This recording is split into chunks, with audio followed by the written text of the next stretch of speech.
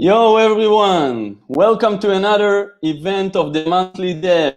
It's so great to have you here. I can't believe it's already 1 month since our last event. The Monthly Dev, for those of you who don't know, is a series of monthly online events where we bring world-class speakers to talk about everything that is hot in the web development world. And we organize these events to create a TED-like platform for us developers. I'm Ido from daily.dev, and it's so fantastic to host you here.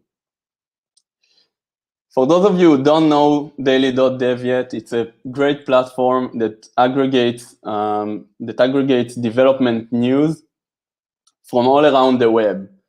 So you can check it only in one place and one place only. You don't have to go around and search in so many blogs. So I motivate you to check it out once we finish the event. Just enter daily.dev in your URL browser and check it out. We have both an extension and a web app. You already know that there is the Monthly Dev event with no giveaway.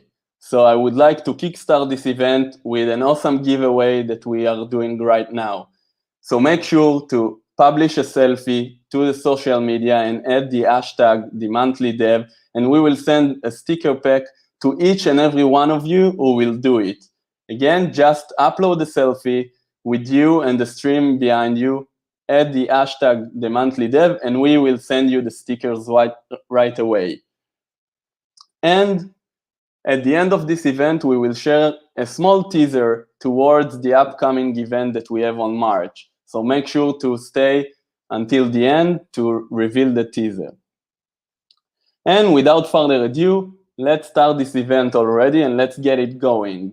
Our first speaker for today is Henri. Please welcome him to our virtual stage. Hey, Henri. Hello. How are you doing?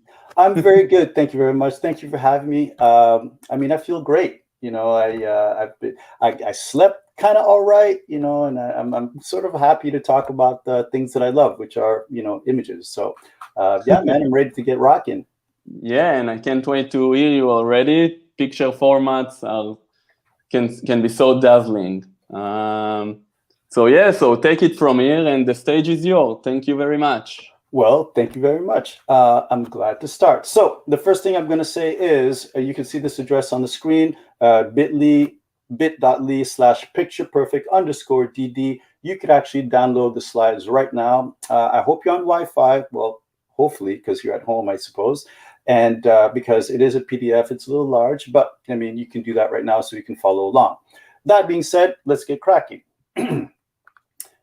Good afternoon, Dom. For some of you who may or may not know me, if you follow me on Twitter, I like to greet the Dom each and every day. But since it's the afternoon in my time, because I'm in Toronto time zone, EST, I'm saying good afternoon. So quickly, hello, my name is Henri. I am French speaking, so that's why I pronounce it that way.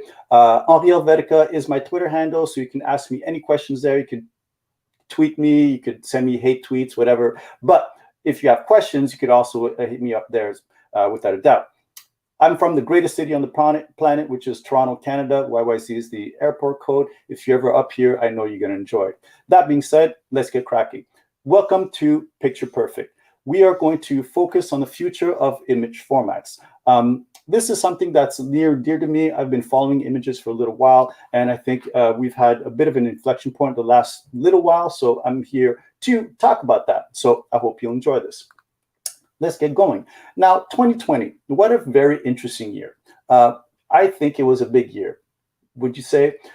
Unfortunately, we had the pandemic and we still have it, but JavaScript turned 25 last year. It was a big year for image formats, which is what I'm going to talk about. Like I said, we've reached a bit of an inflection point, and you're going to see throughout this entire talk what exactly is happening. And you know what? It's kind of like going from the Intel Max to the M1. That's how big of a year it was for images. Now, when it comes to images, I personally believe that they're actually stories. Images can, in fact, on their own tell stories. Stories like describing the thrill of victory.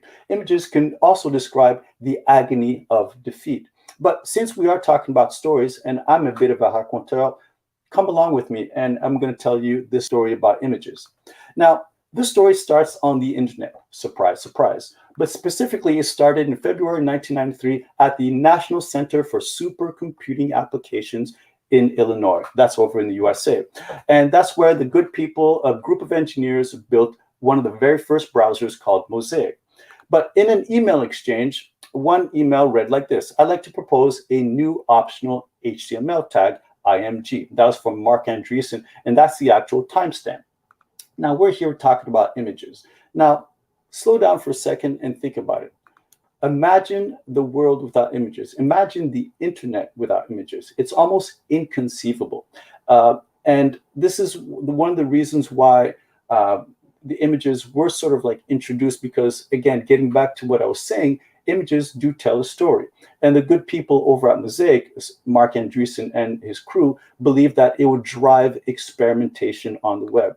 So that being sort of agreed upon within the group, experimentation took place. A lot of developers, or at the time they called them web developers or web designers or something of the sort, adopted the idea of images, got them very excited, and this started to take place. Now, in 1995, HTML 2.0 was introduced, RFC 1866 for those of you that are curious, and images were officially introduced to the web anyways.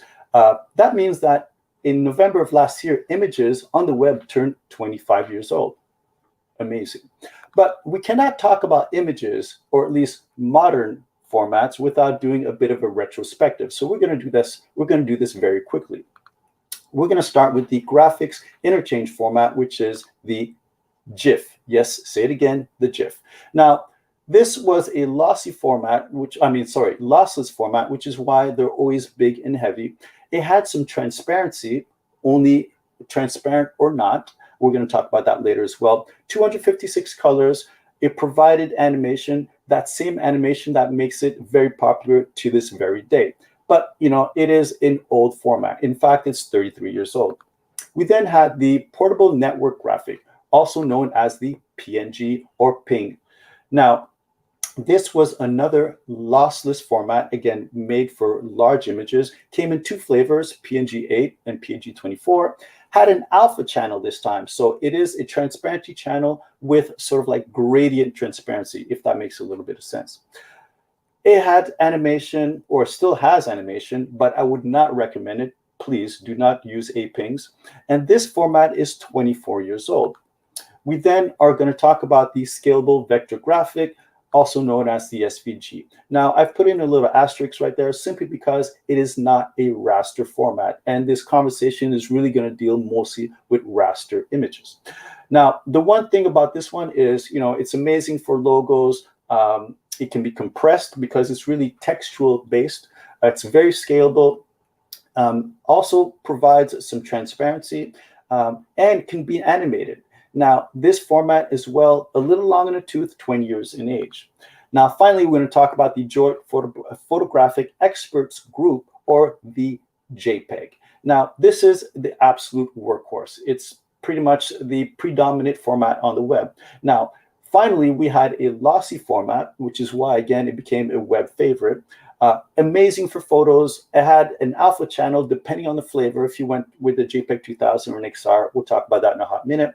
Like I said, it is the absolute workhorse of image formats on the web, predominant, but this format is also about 28 years old. So it is a little long in the tooth as well.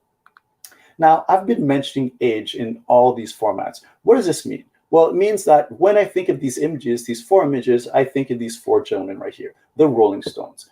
And, if I were to sort of like summarize it, it'd be like the SVG, the PNG, the JPEG, the GIF.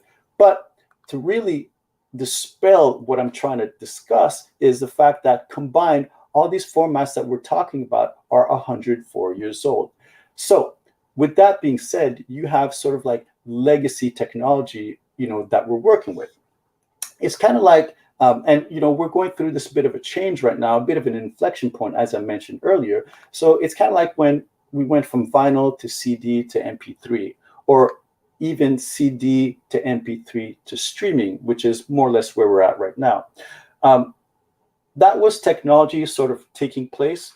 advancements in technology taking place, and we need to do the same with image formats. Now, what are some of the concerns that we need to address? Well, they're the following: codecs, because they become a little old; congestion, we're going to talk about that; and costs. So let's start. The foundation of the whole internet is data compression. If you think about it, if you ever look under the hood on any site, everything's got to be compressed. If it's not, you're probably wasting a bit of bandwidth. So text files, CSS, JavaScript, the HTML, they all have to be compressed. And in fact, to me, this image tells everything. Compression is essentially a delicate mix of art and science. If you have too much art, the image is pristine and crisp, there's probably not enough science taking place. You know, it could probably be compressed a little bit more. If there's too much science, like in this case, there's probably too much compression and the image is destroyed, the art is no longer there. We try to find that fine balance. So we're also going to talk about bandwidth. Now, bandwidth has been extremely important when it comes to images. You know, images are anywhere from 50 to 60% of the content online, the resources that we're sort of using. Now, this was really exposed because of the following: the pandemic.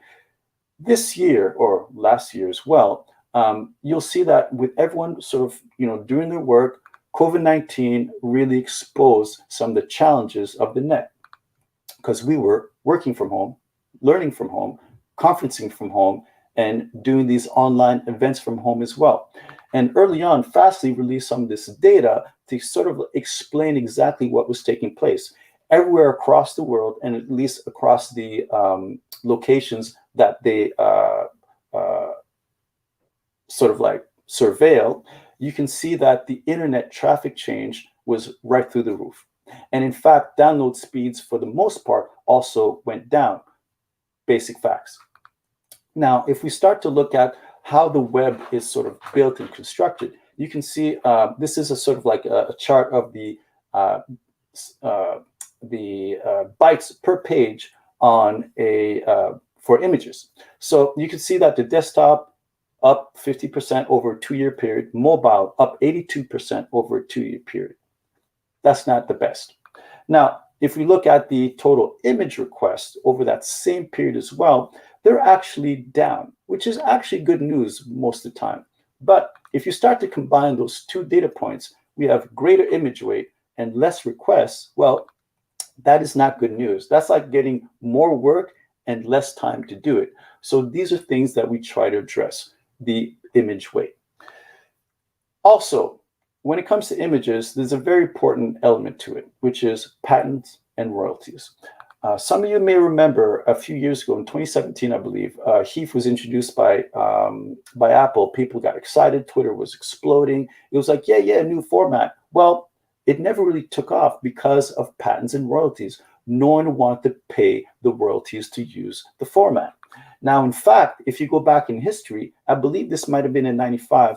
You can double check with the link. But the GIF at one point was also going through a patent war. And that is part of the reason why the PNG, the ping, was introduced, because they wanted a royalty-free format. You can read that a little later. But let's get back to the web.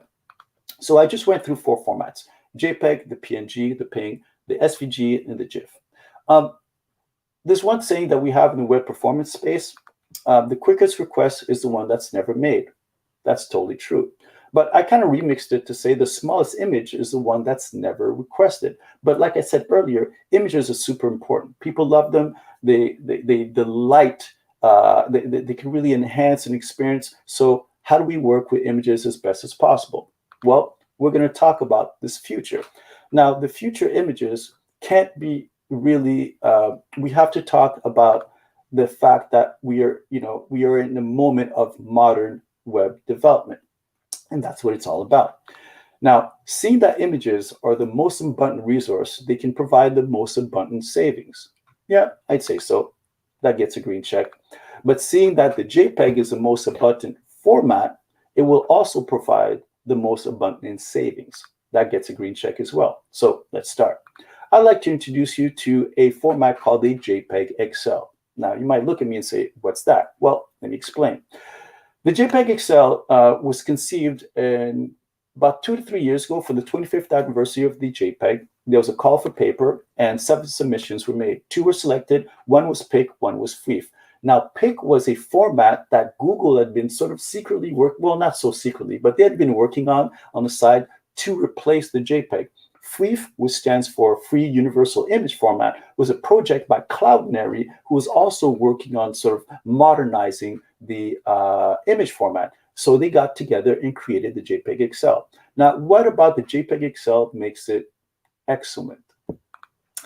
Well, it's going to have an alpha channel. So once again, that transparency, that gradient transparency that we want in a modern image format. It's going to be lossless. I mean, I want to give this a little asterisk, and I could talk about that a little later. It's going to have animation. Animation is fantastic. People love it. It's great user experience. Of course, it's going to have modern compression, high bit depth, so we'll be able to have great colors. Legacy friendly, so it's sort of backwards compatible. Universal in the sense that it's going to replace a lot of formats. It's going to feature some of the details that we like in other formats in one, and it's going to be responsive, which is very important in modern development because everyone's on mobile devices.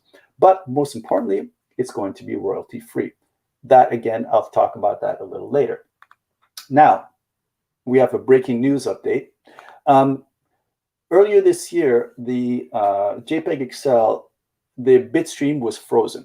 What that means essentially is it is ready to be adopted by browsers and any sort of companies that want to use this the codec to create the image resources. So it's essentially ready to go. Now, one of the challenges right now, because again, this is a very fresh format, there is no support. Well, actually, I'll get into some details. Like some CDNs are picking it up, but right now, officially on the browser side, there's no support. However, you could actually track this issue right now. The early discussions on supporting JPEG XL in Chrome are starting to take place. Now, we're going to talk about something that has been buzzing intensely, which is the AVIF format. Now, the AVIF format is born out of the AV1 video format. And that's something that was put out by the Alliance for Open Media. I'll get into some details as to why this happened. Now, the AVIF, here are the details that people love. Like I said, it is the AV1 file format. The bitstream was frozen a couple years ago, so February 2019. Now, the bit depth, 8, 10, and 12. Again, we'll be able to get great fidelity out of it. It's going to come in a lossy and lossless flavor. So you'll be able to get a bit of both best of both worlds, pardon me. Of course, modern compression, very important. It's going to have an alpha channel, HDR, chroma subsampling will be at 420, 422, and 444. I'll be able to get in some details, but that has to do with some color data that you can remove to make the file even smaller than previous without really making any noticeable changes to the human eye. But of course, it's going to be royalty free, which is one of the reasons why a lot of companies have gotten behind the AV1. Now, in some quick data that I want to share, it is a fantastic image in terms of its compression and file size. Now, you can see here some comparisons between WebP, JPEG 2000, an older JPEG variant format, the HEIF, which I talked about as well, that's not being shared because of royalties, and the AVIF keeps winning every time, providing some very encouraging data is what I should say. Now, the support for AVIF is as follows. Fully supported in Chrome Stable, fully supported in Opera, and it's behind a flag in Firefox. Now, here's a very interesting point. I'm looking at my watch. Today is Tuesday, February 23rd. This was supposed to be stable today in Firefox. And yesterday, they pulled the plug because they were actually having some noticeable challenges around, I believe, some color fidelity. So for now, it has been delayed. We believe it's going to come out in Firefox 87. That's the rumor right now, which is going to be next month. But it's not coming out in 86. Unfortunate. But I thought that was really interesting news, seeing that today is the 23rd. Now, finally, I'm going to talk about the WebP. Now, the WebP, again, a format, although not the newest. It's about 10 years old, but it's definitely a format that was developed for the web. Now, what about the WebP do we like? Well, first of all, I'd like to mention that when it was first sort of conceived, it was believed that it was going to replace the ping. This is a conversation that I had with a PM at the time at a conference. But the WebP, very aggressive codec. Images do come out small. You can get some animation out of it. In fact, I believe, let me think.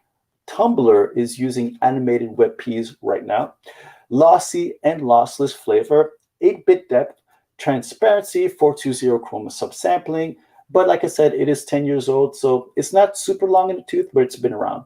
But it was made for the web, and that's what people didn't really catch at first. It had some challenges in rolling out, but it is really a format that was made for the web and the constraints of the web. Now, the WebP support is fantastic across the board, as you can tell. One more thing, and you see who that is. The big news was that Safari added WebP support last year. They announced it in the summer at WWDC, and it came stable in Big Sur, iOS 14, and I don't know if there's a separate OS for the iPad or whatever. So essentially right now, I'm putting up the flag. It's not behind the flag so much, but you have to be on iOS 14 and Big Sur to be able to load WebPs. And this is really interesting. I'll give you a bit of history. About 4 years ago, through some bizarre event, WebP was added to Safari, but apparently by mistake, and it got pulled a week later, and they never revisited this thing until very recently. But the thing about WebP that's important, it is getting adopted by a lot of people, a lot of companies out there. This is a tweet from Toby, the CEO over at Shopify, sort of bragging about adding WebP and saving bandwidth. Again, very important. And this is Cornel Lizinski, a fantastic images engineer who works over at Cloudflare, who said, sort of jokingly, but in truth, you could use WebP almost exclusively across the board right now. Something to think about. So today, at this point in 2021, it would be hard to talk about web performance without talking about the WebP. And again, available as we speak. Now, why is this all important? Everything that I've talked about, from like the images and why some of the legacy formats aren't good, why some of the new ones are important to use. Well, let's talk about some of these metrics. Let's talk about a metric called the largest contentful pane, or LCP, for those who are familiar, say, with Google Lighthouse. This is one of the key metrics. Largest contentful pane and bad images are unfortunately bad news. Now, let me give you a quick example. If you had, say, 50 kilobytes of HTML, a little bit of JavaScript, a little bit of CSS, some pretty fast 3G, and a fantastically tuned server, to get your largest image to load in under 2.5 seconds, it would have to be 144 kilobytes or smaller. And quite often, this is not the case. So this is why images, good compression, management is very important. And again, I get back to the idea of modern development. This is where we are right now in 2021. If you look at Gatsby, Next, Contentful, Eleventy, again, modern frameworks, they all have a sort of images solution, whether it be some components. Gatsby recently has been talking about, supporting AVIF and WebP. Next is supporting WebP. Contentful supporting WebP, and I believe AVIF is in the works. And Eleventy recently added AVIF, but we're going to hear about Blitz as well. And you'll see that they talk about components, modern formats, and you'll see that, in fact, on this page as well. You'll be able to check it out yourself. Image components and image optimization, and they mention WebP, I believe, in the second paragraph. But I'm not going to spoil the fun. You'll be able to hear that afterwards. Now, let's talk about tooling, because tooling is actually one of the challenges as well. WebP, part of the problems of WebP in its 10-year journey is that the early tooling was not there, and people were just left to walk around in this hallway like, what do I do? What do I do? Well, tooling is being addressed. Squoosh app, an online image compression tool that's got a CLI. So you'll be able to sort of add it to your workflow. GIMP, Photoshop, a big player in this environment, now has an official, well, I shouldn't say an official plugin, a plugin that was created, I believe, by the good people at Google. So you'll be able to check that out as well. Now, I mentioned that JPEG XL support, it's actually being supported by Cloudinary on their as like images sort of service, so as a CDN. And as I mentioned, I think that Squoosh, as you can see right here, is also supporting the JPEG XL. Now, in what I just said as well, Cloudinary supporting JPEG XL, CDN, the media management, and Imagix, although they don't support JPEG XL, I believe they do WebP, and they might do AVIF, and there are big players as well like Akamai who are working on releasing their AVIF solution, but have been doing WebP for a while as well. Again, modern media management. But you could also do this on your own. The picture tag has been around for quite a while, and whether or not you use it, you should. You'll be able to create a situation where you have the AVIF, WebP, and the JPEG as a fallback. So depending on which resources you have available, you'll be able to take advantage of some of the more cutting edge images online. Now, I don't like to sort of go in deep into the future, but believe it or not, WebP 2 is being worked on as we speak. It's going to address some of the challenges and sort of like, the legacy situations, like being 8-bit only. I mean, very much trying to mirror what the AVIF is doing. Because again, with WebP having been around for 10 years, 10 years ago, 10-bit, 12-bit online, maybe not, the best choice, but now we can. You'll be able to go check that out right here. I think I left a link in the notes. But it is the experimental, as they say, successor to the WebP image format. Believe it or not, Squoosh supports WebP 2 right now, but it's an experiment, very unstable. Now, in conclusion, we have the formats, modern formats. We have some modern tooling, again, in a CLI situation, which is fantastic. We have services out there that are available for you to use so that you can provide your users the most cutting edge formats that work on their browser of choice. And I'd like to remind you that this is part of the modern development conversation. I'm not saying the JPEG isn't good. I'm not saying the PNG isn't good. I'm not saying the GIF and the SVGs aren't good, but they are legacy formats. We can take advantage of some of the newer formats that are out there. And at the very least, these newer formats are going to provide a smaller image weight footprint, because bandwidth is absolutely very important. And I have many stories on why that is.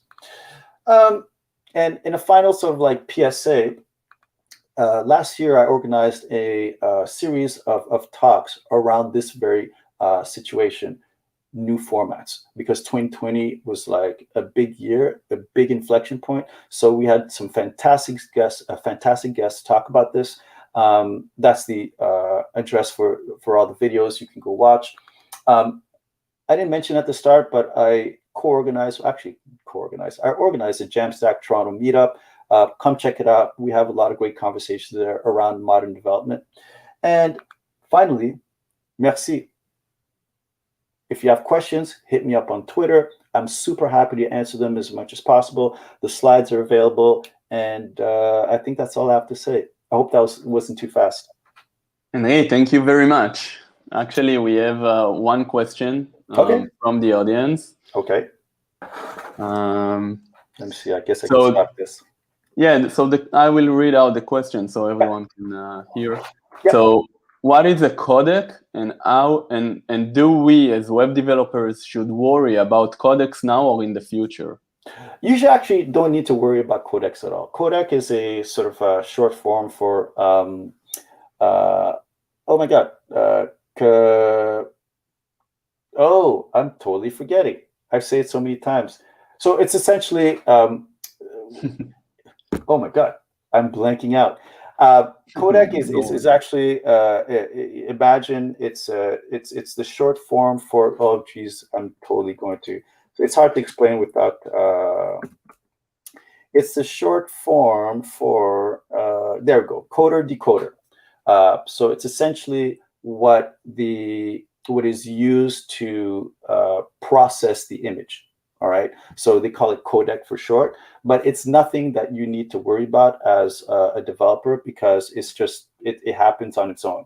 It's more like in the conversations when people talk about like imaging engineers talk about it, and they talk about like updating codecs and making them more refined and things like that. So so yeah, it's nothing that you need to worry about. I think the biggest challenge is sort of keeping this in mind all the time, simply because these resources have to get loaded, and images are always going to be the heaviest resource outside of video on your page. So the best way to have something load as quickly as possible is to have it compressed as best as possible. Like I said, this could happen with like JavaScript. If your JavaScript isn't compressed at the wire, quite often a mega JavaScript will come down to like maybe like 200 kilobytes when it's compressed. If you don't compress that, that's also going to be another challenge. So images, they have to be sort of as compact as possible to load. Yeah, we know firsthand we did a lot of work to optimize the images that we deliver, and it was worth every second, because the user experience is unimaginable. Absolutely. It's very important on that level, and that's why last year was a bit of an inflection point, pretty important, because a lot of it was just happening at once. And it is, we're going through a little bit of a sort of a rocky road, because we've not seen images and modern images all come down at once in a long time. We've been very satisfied with the JPEG. We've been very satisfied with the PNG. We've been moderately satisfied with the GIF, and somewhat happy with the SVG. But it is one of those moments, like it's time to move to something a bit more modern. That's it. And we have another question. Awesome. So can we use a 4K image on a web page without slowing it down? Any optimization needed? I mean, it's going to come down to the size of this image, and I mean that's part of the challenge, right? Because we are now in a space where our devices can handle 4K images in terms of the resolution. The Retina screens are fantastic, and you want to take advantage of that as much as possible. This is science. This is technology taking place. So how do we manage it? You have to sort of pick and choose how you load that image. Now, is that 4K image going to be your hero image? If it is, you're going to have to be fairly masterful in how you get that done. So there's a technological element to the decision making. There's a art direction element to the decision making.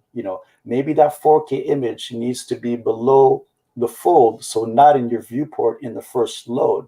And you can still provide this image to your user a little later as they scroll down, because you want to give yourself some time for it to load properly. If you want to make that your hero image, well, that's where a little bit of heavy lifting comes in. That's where you may want to, offset that, get companies to do the heavy lifting, like Cloudinary, like all these other services. So it's testing at the end of the day.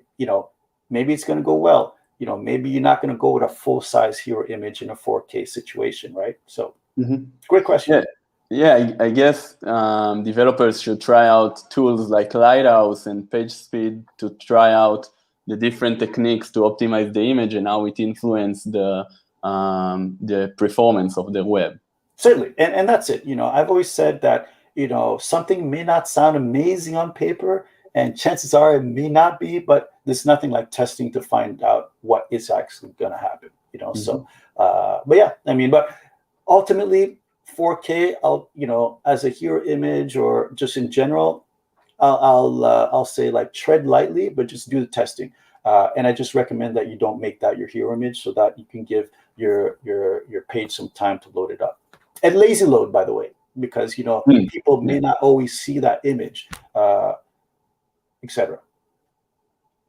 Okay, thank you very much. So, Henri, any last note, anything?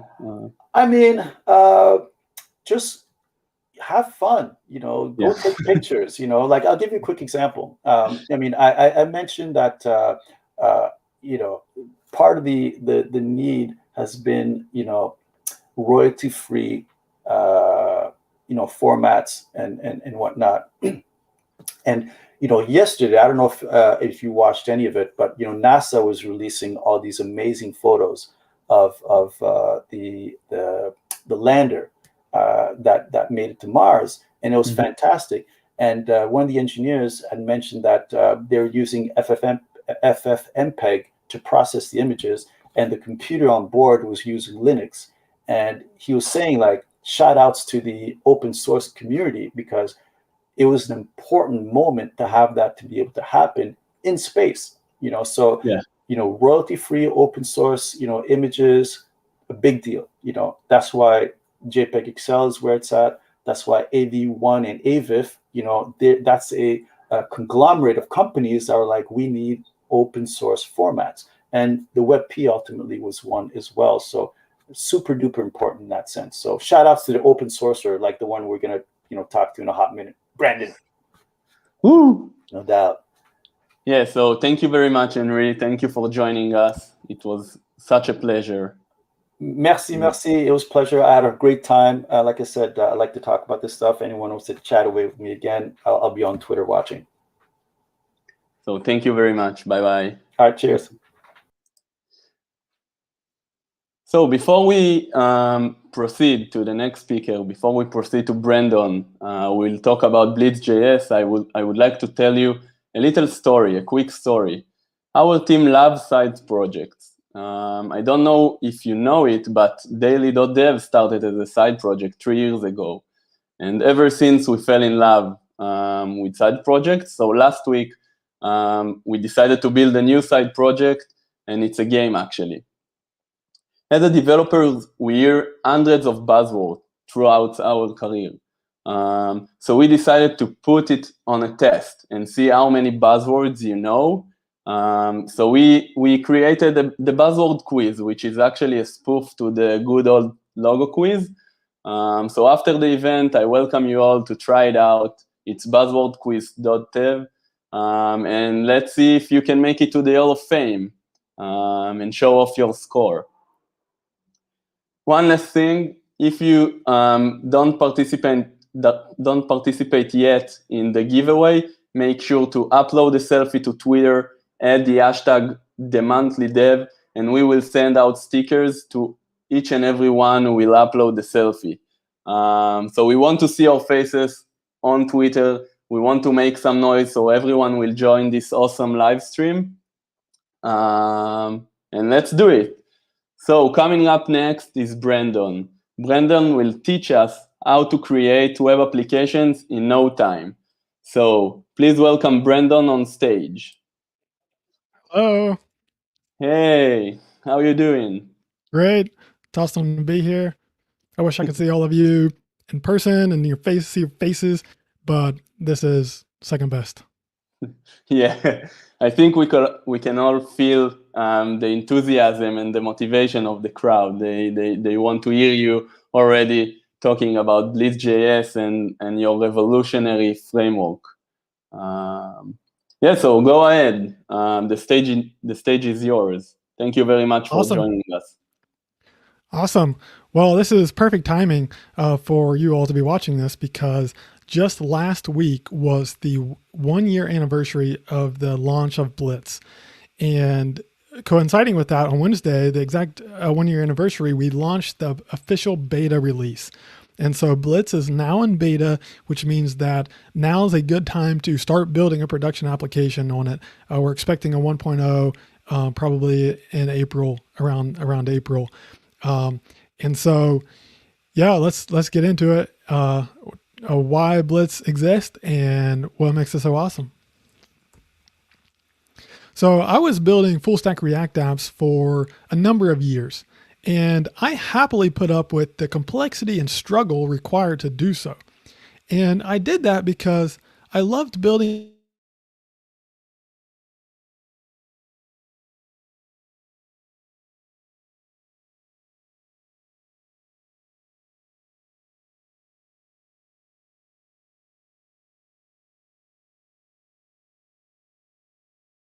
And I was frustrated with all these different things that go into making a full stack app.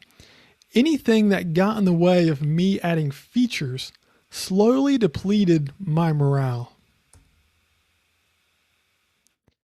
I really wanted to love full stack development again. I wanted to be extremely productive again.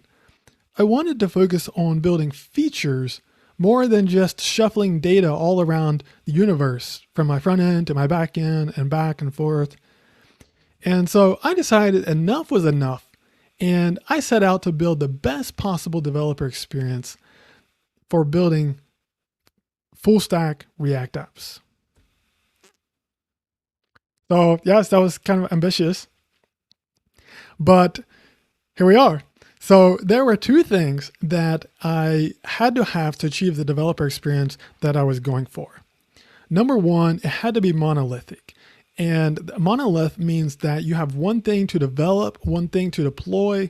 There's only one thing to reason about as you're thinking about your entire application.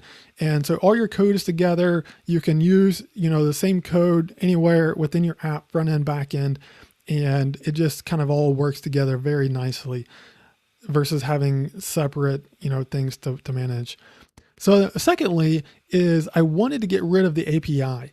And I got into web development with Ruby on Rails, and it's so just kind of simple because it's all server-side rendered. There's no API layer, and you can just talk to your database like from your view, from your HTML, which is like seems crazy, and usually you don't do that in Rails, but you can, and it illustrates how simple it is. And so this API layer, when you're building React apps, is like one of the biggest sources of complexity, of frustration, of just like banging your head against the wall. And when you're getting started with this stuff, it's overwhelming. But once you master it, then it's just frustrating. Like it's just, I would rather just, and it just slows you down, right? So I wanted to get rid of that. So how can we do that? Well, definitely one way is go back to the tried and true server-side rendered only pages like Rails, Laravel, etc. And in fact, the initial announcement of Blitz, if you go back and look at it, it was all server-side rendered. And that's the only thing I knew at the time. I was like, okay, let's just go all in. But I wasn't happy with it. I didn't love it. And so I kept, mulling it over and talking with the other early Blitz contributors about what can be even better. And one day I was laying in a hammock in Thailand, pondering this, and I asked myself, what would this look like if it was easy? And so I was like, well, if it was easy, I could simply write a function that runs on the server that would talk to the database or whatever. And then I would just import that thing into my React components and use it. And that would be it. It would just work. I wouldn't have to do any fetch calls or HTTP, REST, GraphQL, none of that. And so I was like, wow, that's actually a pretty good idea. This could be a game changer. And turns out it was. So now let's get into some of the nitty gritty about what Blitz is. Now, the first thing you should know about Blitz is that it builds on top of Next.js. Next.js is an awesome framework because it's a hybrid framework and you can pretty much do anything that you can imagine with Next.js. So you can do your standard static single page application where it's just client side. You can do server side rendering. And you can choose these on a page by page basis. So it's very flexible. You can do static page generation like Gatsby.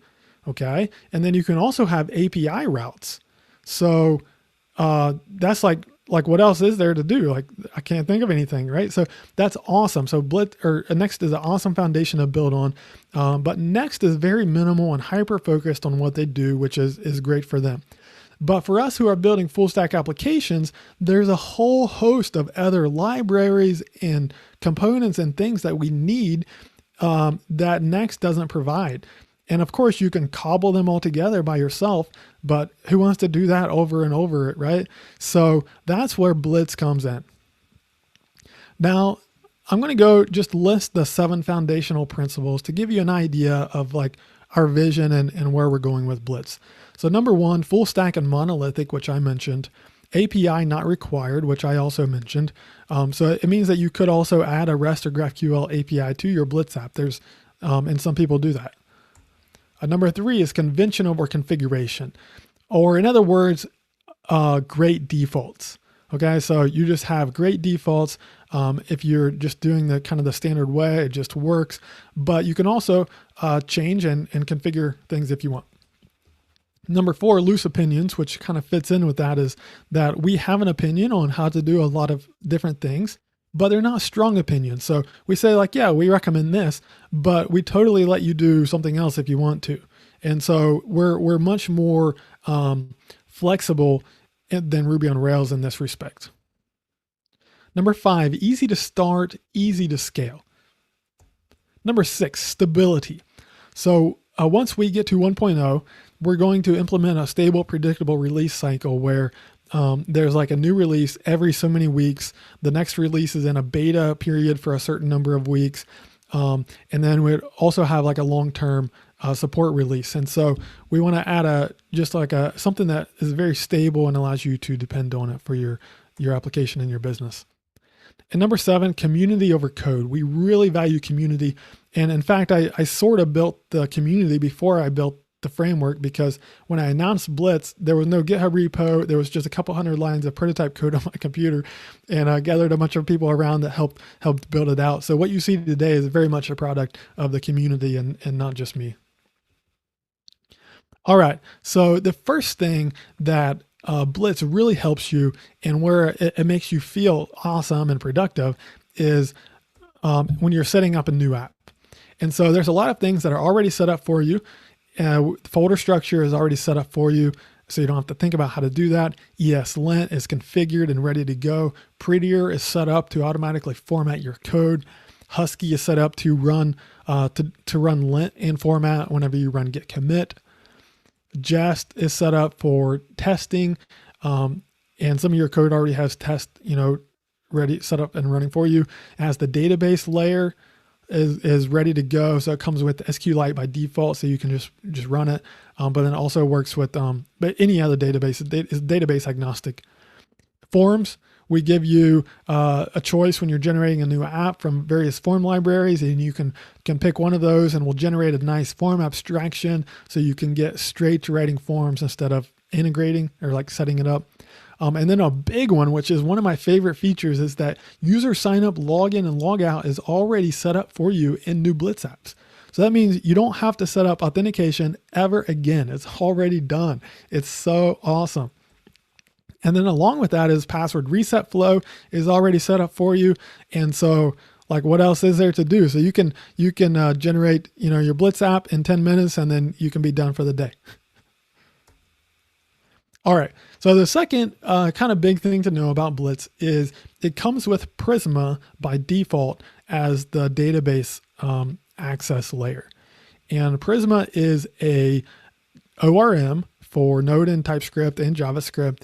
And it's really slick because it gives you, number one, it allows you to manage your database schema manage database migrations. And so how it works is you write a Prisma schema file, which sort of looks like a GraphQL syntax. This is what you're looking at here.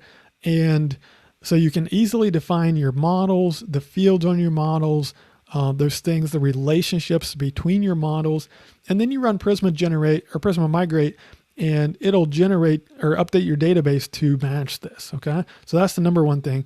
And then secondly, it gives you a really nice interface for accessing your database from your code instead of writing SQL, because who wants to write SQL? I don't see anyone. Oh, there's nobody in the room anyways. Okay. So we'll show you how that works shortly. All right. Now, the very big crown jewel of Blitz is the zero API data layer. And I already touched on that a little bit earlier, but how it works is we abstract the API into a compile step. Okay. So as a developer, you don't have to think about this thing. You can import your server code directly into your front end.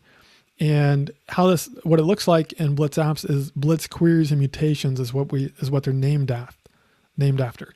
So if you're familiar with Next.js pages and APIs, where you just export a default like component for a page or a default function for an API route, queries and mutations work exactly the same. You export a default function, and then Blitz automatically turns those into API endpoints.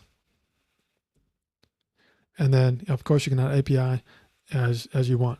So here's a short architecture diagram. I want you to focus on the right side of the page. So the purple block is a page, a React page. And on the bottom right is green get listing query and update listing mutation. And so those are running on the server. And then the dotted line represents importing the query and mutation into your React component. And then at build time, this gray box is the auto-generated API that appears there. And then you can use that auto-generated API from mobile apps, third parties, scripts, etc. All right, so let's get into some code and see what's going on here. So I have just created a new app in my terminal. And so this is what you see after you run blitz new my app. And so the first thing it asked me to pick a form library. I picked React Final Form. And then you can see it creates a bunch of files. Now, this is a bit overwhelming. It can be overwhelming, but I want to emphasize that we are optimizing Blitz for building production applications. We're not optimizing for fast wow demos, okay? So we're giving you the code that we know you need for a production application, at least the starting point for that, versus optimizing for just like, simple. So that's an approach what we do differently with Next.js, where Next.js is just the bare minimum that you need. And then as you go, you have to keep adding new stuff and looking up at docs. And so we give you a lot of that by default. And we'll go through and look at that code here in a minute. So I'm going to go into this folder and I'm going to run Blitz.dev, and we'll start this and see what it looks like.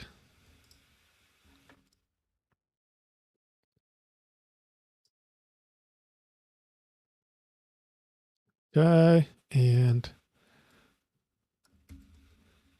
open this up here.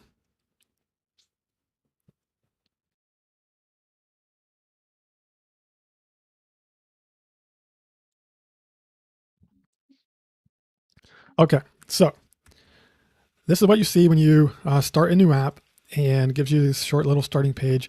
And I'll walk through this, kind of what it tells you to do, and show you how this works. First thing, we'll sign up, and I just enter my stuff.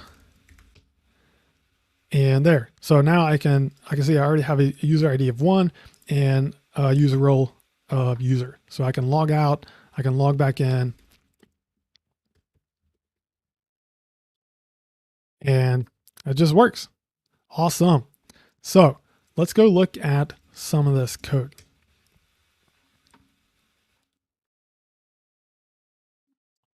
So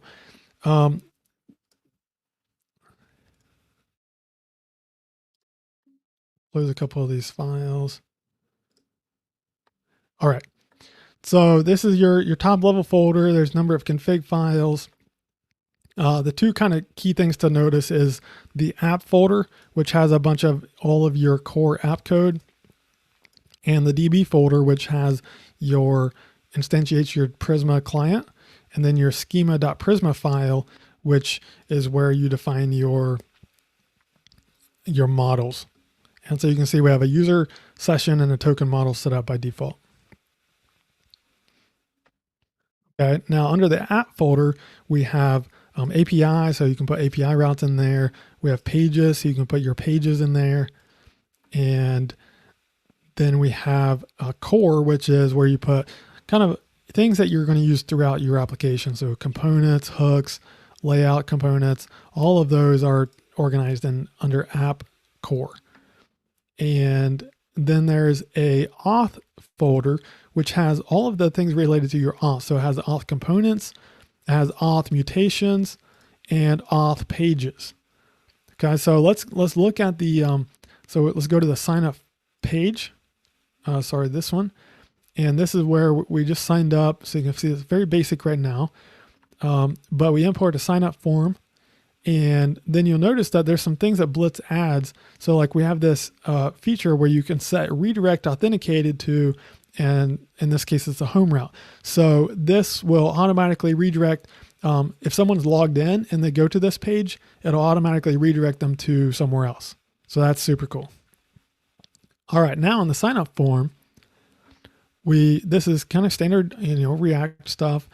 We import our form abstraction, and so we have the form component here, the onSubmit hook, and then we have the email and password fields. Okay, so this is pretty standard. Now, what is Blitz specific is we import the sign up mutation. Okay, so we import this thing and we pass it to a use mutation hook, which Blitz provides, and then you call it here. And you'll notice that as I hover over this, it's fully typed. So it says sign up mutation, and the values are going to be email of string and password of string. So TypeScript is super important to us. And we have end-to-end types all the way from the database to the front end. So it's super cool. So if I change this to be, I think if I added an extra field in there, then yeah, see, it's like, hey, that's a wrong field. You're not supposed to have that there. Okay, so you can see there's no like API fetching stuff or anything going on here besides simply just calling a function, an async function. Now let's go look at this mutation, right? So this, like normally you would import from something that would do that API call, but in this case, we're importing the sign up mutation, which is this. And so you can see there's no HTTP, REST, GraphQL stuff. So I'll reformat the code here slightly just so it's a bit easier to read. And okay, so we're exporting a default function from this mutation file. And we have this thing called resolver.pipe. This is a functional programming pipe where it sequentially runs a number of functions. And so this is a really good way to compose different things on your server side code. So the first thing in this pipe is resolver.zod. Now Zod is a runtime validation library similar to Yup, if you've heard of Yup. So Zod is a better, smaller, faster Yup. And it works great with TypeScript. I think it's faster. I have to check on that one. But it definitely works with TypeScript super well. And so in this case, we have this sign-up validation. And let's go look at that validation. So here is this validation.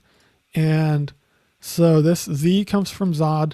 So we say sign up input should be an object, and it should have an email field, which is a string and formatted as an email. And then secondly, we'll have a password, which is defined here, which is a string with a length between 10 and 100. Okay, so go back over here. And so what this thing does is it provides the types for this thing. So the input and output types. So you can see here, if we hover over email, it says string, password string. And that's because of that, that schema. And then also at runtime, this will parse the input and it will throw an error if it does not match that schema. Okay, so this is very important when you're doing server-side work where you have to validate the input to make sure that somebody's not hacking your system or doing something silly. So that's how that secures your server. All right, now the last thing in this pipe is just a regular asynchronous function. Now you could just you don't have to use this pipe thing. Like you can just export an async function and then do your stuff inside it. But we found this to be a really good pattern. Okay, so inside this, we hash the password, and then we call this db.user.create. Now this is Prisma that I mentioned earlier. So db.user.create, and then we pass in the data, which is email, hashed password, and a role. Okay, now this is all fully TypeScript. Is all fully typed, and then you can see the return type is also, automatic here. So it says email, ID, name, and role because that's what the fields that we're selecting. All right, and then we see the built-in Blitz authentication, which is quite minimal, but it works so well. It's so awesome. So we call it context.session.create, and we pass in a user ID, role, and any other data that we want to know about that session, like the current organization or something. And so we just call that session.create, and that's how the user is logged in. So we have really powerful authentication stuff like anonymous sessions, so you can track a user before they've signed up. And so I use that in one of my production apps with a custom checkout flow, so the user can come and like start checking out and adding stuff to their cart before they have actually created a user. All right, so that's basically the sign up flow, and I'll show you the forgot password flow here. So log out, log in, I'll click forgot my password, and there. So now you can see it opened a new page with an email. So this is a development only thing. It uses a dependency called preview email, and it allows you to test your emails without actually using email, which is sweet in development, right? So you can see it says reset your password. Click here to reset a new password. It takes me to the reset password page. And notice that if I I'll go away one password. All right, so it says should be at least 10 characters, passwords don't match. So this is coming from another Zod schema, okay? So this is the forgot password Zod schema is used on both the front end and the back end, okay? So you get client-side validation before you even hit submit, and then also you get validation on the server. So it's pretty cool, right? So you can just reuse your code throughout, and it just kind of all works. All right, password reset successfully, sweet. All right, and so let's look at the code for that. So go to pages, forgot password, and you can see it's a similar thing. We import forgot password mutation. We have the form with the email field, and then we call that function. And then here's where you set the schema. So you pass in schema to the form, and it uses that thing. All right, so forgot password mutation. Now this has the same resolver.pipe, resolver.zod, and then this has some more in-depth stuff because we're going to fetch the user, generate some tokens, hash the tokens, make sure that we set an expiry date on that token, and then we create the token, and then we send the email. Now this is like, you know, some people look at this and they're like, why don't you just make this one function to call, abstract it all into Blitz? But we found that like that can, if you do that, then you have to keep adding all these different options because it doesn't do exactly what you need. And so this is a really good way we just generate you production ready code in your app, and then you're welcome to customize it and override it as your business needs. Okay. But by default, we have it commented, so it shows exactly what it's doing. And then we also have a full test for it. And so you know that it's going to work like it should. All right. Now let's do something new. So let's start building something, and I am going to run blitz generate. Let's say we're going to build like a project management app, and so we need a project model in our database. And so we're gonna run this thing blitz generate all, and so it's going to generate a bunch of files, all the files that we can generate for a project. There's other things that you can generate too. So generate project name, or a name that's a string type. All right, so let's hit that and see what it does. All right, awesome. Okay, so there's a term called CRUD. You may or may not have heard of it, CRUD, C-R-U-D, and that's the 4 fundamental types of data manipulation: create, read, update, and delete. Okay, so in this, when we ran blitz generate all, it generates all the code that you need for the 4 CRUD things. So there's a page for each one of those.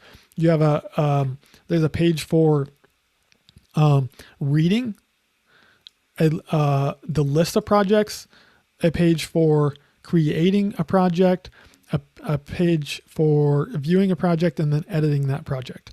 And then there's a form, And then there's queries and mutations. So in this case, there's 5. So there's a get one project, get many projects, like a list of projects, and then create, update, and delete. And then lastly, it creates the model in your schema, gives that ID, created that, updated that automatically for you. And then it asks if we want to run Prisma migrate, and we'll say yes. And it asks for a name, and we'll say add project. Awesome. And so now that's all ready to go. And so now I can run Blitz.dev, start my server again. And that's compiling.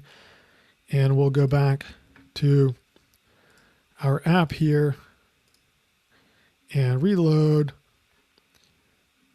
And so if you go back and you see the files that generated are gone, but it's under pages, under app projects, is where it generated the queries and mutations, and then under app pages, you can see it generated the projects folder where all those things are. So pages projects, so that's going to be slash projects, which there's a link to here at the bottom. So we click slash projects, and now this shows us a list of projects where currently there's no projects. So we can go ahead and click create project, and it'll take us to the new page. We can say create a new project. What should we do? Let's see, go outside. All right, create project. And now we're on the project page for that viewing one. So it's project/1 for the ID of 1. We can edit this, add an exclamation point. Okay, we could delete it. Actually, no, we don't want to do that. And go back to the list, and there we go. And you can see this also has pagination set up for you by default. And so we generate pagination code. All right, now that's pretty much all of that. So let's go look at some more of the cool features that we generate for you. So let's look at authentication. So if we go to this is, we have to restart VS Code because sometimes the TypeScript doesn't regenerate properly. So I want to show you that if I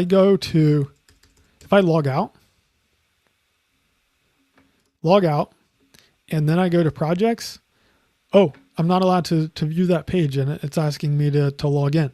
And notice that I'm still on that route. It didn't redirect me anywhere, but it's showing the login screen. So now if I log in, it'll instantly show me the page that I was on. So that's pretty cool. And how that works is there's 2 ways you can do authentication. So you can authenticate pages, and here we're in that page, and we set authenticate equals true on that page before we export it. And so that will ensure that you're logged in. If you're not logged in, it will throw an authentication error. Now, also in the query for this page, which uses use paginated query, which is built on top of React query, and it uses the get projects query. So let's go into get projects query. And so you can see this is the similar resolver.pipe, resolver.authorize now. So there's we can call resolver.authorize, and that is important to do on the server to ensure that at the runtime on the server that your the user is logged in. Otherwise, it'll throw an authentication error. And then we have you can see we have a paginate helper for doing pagination, and it's calling db.project.findMany. Okay, so if we remove the authenticate true on the page, and then remove this, then we could access that data without being logged in. So that's authorization. You can also pass in a roles here. So you could say, like, actually, you can only access this if you're an administrator. And so if you have an admin role, we're going to require that. Otherwise, it's going to throw an error. Okay, so it's already built in and set up for you. And then you can customize this implementation and do really fancy stuff. There's a new library out called Blitz Guard that is like a replacement for can, or which Ruby on Rails has. So it's a similar type of concept, and it's pretty sweet. So check that out if you're interested in that. So I said this throws an error, and if we go to, you can see over here in the log, it says, but it threw an error, authentication error. You must be logged in to access this. So how did an error get turned into a login page, the login form? Error to login form. Must be hard, right? No, it's not. So another really awesome feature that I love with Blitz is the error handling. Okay, so think about it this way. You can, how try catch works for catching errors, right? Okay, so that's how it works with your full stack app. So you can throw an error on your server or your client anywhere in your app, throw an error, and it'll go all the way up to the next error boundary in your React app, which by default, we have one set up in _app, which is the very root of your application.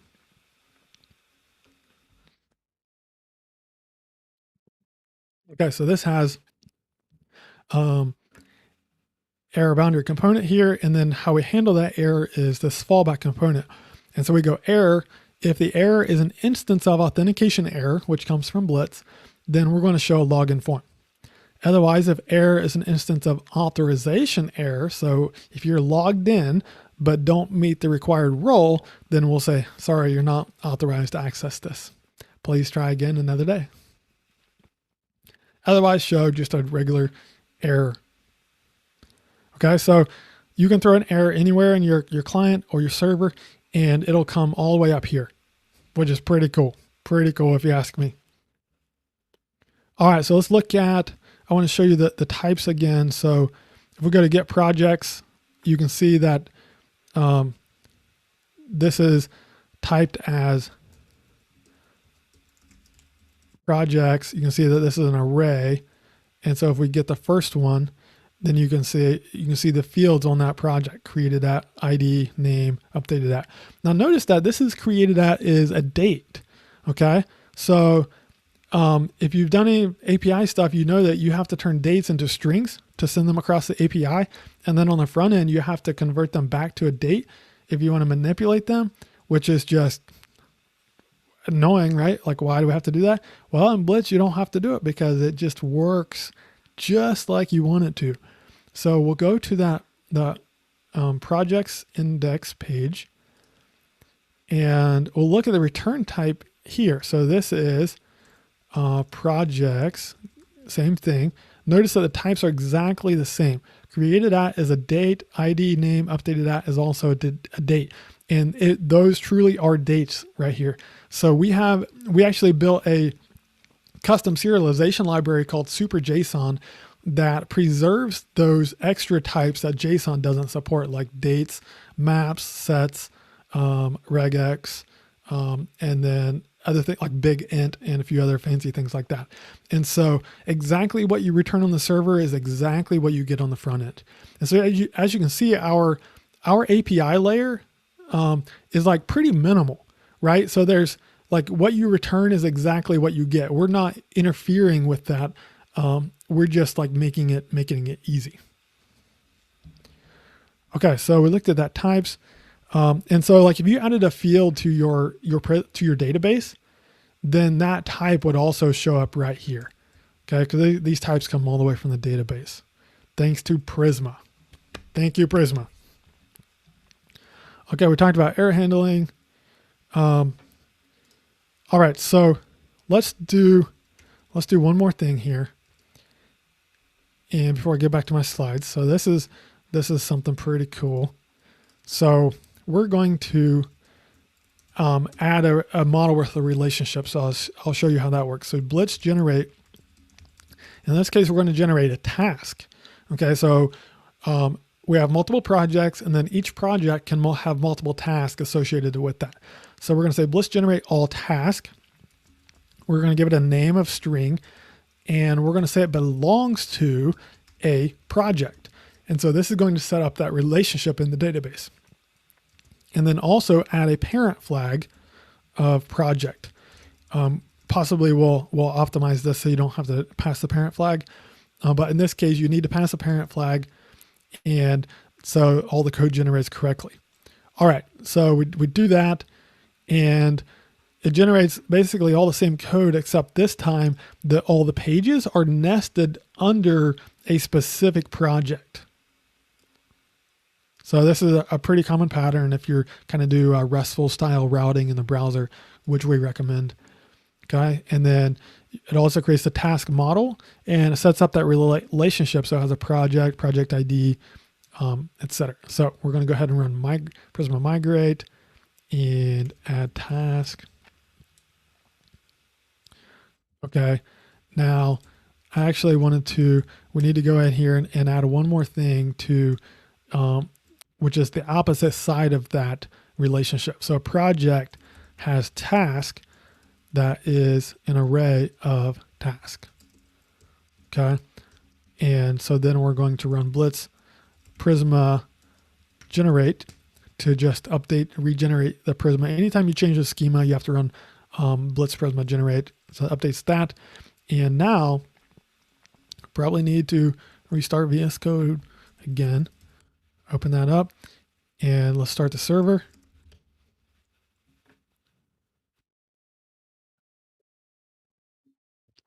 Okay. And so give that a minute to reload.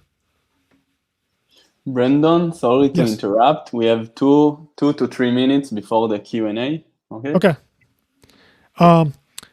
Oops, sorry. Going a little long then. Then I will abandon that and you can leave that as an exercise to the watcher, and I'll go back to my slides and finish up. So a couple other features I want to highlight is Blitz recipes. Okay, so this gives you one command to install any third-party library. Now we don't have a lot of recipes yet. We're still working on it and working on making it easier to write recipes. But right now you can run Blitz install Tailwind, Blitz install Chakra UI, Blitz install Material UI, Blitz install, there's a few others. And so it's just one command and it sets up all the dependencies and configuration, theme providers, whatever that thing needs, it sets it up all for you with one command. So that's super awesome to check out. That we have Blitz console. If you run Blitz console, so this is similar to Rails console, if you're familiar with that. And it's a REPL that loads your database and your code and allows you to kind of easily just run one-off commands and things. So that's pretty cool. And then a few other things I'll list is we have a Passport.js adapter, which is an easy way, very easy way to add social login via Twitter, Twitter, GitHub, Facebook, whatever you want to do. And that works with the Blitz built-in authentication. We have HTTP middleware if you need to do advanced stuff. We have the advanced data serialization that I talked about. You can deploy to a server or serverless. So this is the same as Next.js. So that's pretty cool. You can use a custom server. We have built-in support for that, same as Next.js. Database agnostic, so you can use any type of database. You can get rid of Prisma. You could use TypeORM. You could use Fauna, whatever you want to do. Now, a couple testimonials. So this fellow said that I used Rails professionally for over a decade, and I feel 10 times more productive on Blitz already after just a few months. And that's an incredible testimony, I think, because and we're hearing the same thing from other people that they're like building stuff that would have taken them like building in only a couple of weeks what it would have taken them months with their other stacks that they were used to. So that's pretty cool. Also, Agolia is using it. They first tried AWS Amplify, but it was causing them too many issues, and they switched to Blitz, and it was just plug and play, and they're super happy with it. So how can you try Blitz? You can install the Blitz CLI globally. So npm i-g blitz and run blitz new my app, and that will get you started. All right, so Blitz is an open source project, so we need your help. We'd love to have you help. We have an awesome community that's really friendly and welcoming, and so we'd love to have you become involved as much as you want. We have official maintainer roles that you can become involved as a maintainer and just be involved as much as you want and contribute in any way you want. Code, docs, videos, courses, all sorts of things. And then also donations and sponsorships. So you can sponsor Blitz for as low as $5 a month. And then also we have company tiers that if you want to talk to your company about sponsoring us, that would be cool too. So thank you very much. So go to blitz.js.com to get started. Blitz.js.com has all the documentation. Right now it's all English, but we've just kicked off translations for Japanese, Dutch, German, and Spanish, and we'll be kicking off more soon too. So if you're interested in translation, then get in touch. We'd love your help. I'm Flybear on Twitter, and Blitz is Blitz_JS. Thank you very much. Wow, Brandon, thank you very much. Actually, we have a couple of questions, so let's go ahead. Yep. So first question. When using large-scale systems, won't server-side rendering cause unnecessary loads on server? So, so first thing is that Blitz doesn't use server-side rendering by default, but you can do server-side rendering if you want. But you have to opt into server-side rendering. Yeah, like if you're running, it can, but if you need server-side rendering, then use it and then scale your server as you need. But you can also deploy serverless like to Vercel, and then your server-side rendering happens in Lambdas. And so then you don't have the scaling issue. Thank you. Another question, what features you are currently working on, or what is the roadmap, more accurately? So my focus for the next couple of months is getting to 1.0, which is mainly kind of reworking some of the internals to be a bit more stable, fixing some bugs and things like that. After 1.0, a big thing that I'm going to focus on is mobile app integration. So you can already use Blitz with mobile apps, but we want to make that even nicer, some tooling and things, and even a first-class integration with React Native is what we have in store for later this year. Wow, I think mobile support is something that I often see missing from frameworks. So it's so awesome that you are working on it. Yeah, so I wish you good luck with that. Another question is, what is usually the issues the developer have when they try out Blitz.js?